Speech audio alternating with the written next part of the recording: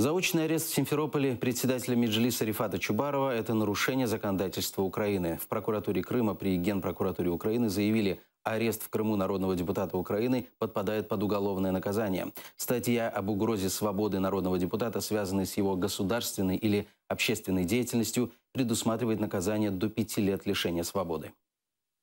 В діях цих осіб, які приймали участь у прийнятті ухваленні цих незаконних рішень, які не несуть жодної правової сили, є намагання, створюються спроби, які перешкоджають погрози йому позбавлення волі у зв'язку з його громадською і політичною діяльністю, що містить у собі попередні ознаки кримінального правопорушення, передбачені частиною 1 статті 346 Кримінального кодексу України. Всі квазі-псевдооргани, які створені на цій території окупованого півострова, є незаконними, і їхні дії не несуть жодних правових наслідків як для України, відповідно до українського законодавства, так і відповідно до законодавства міжнародного.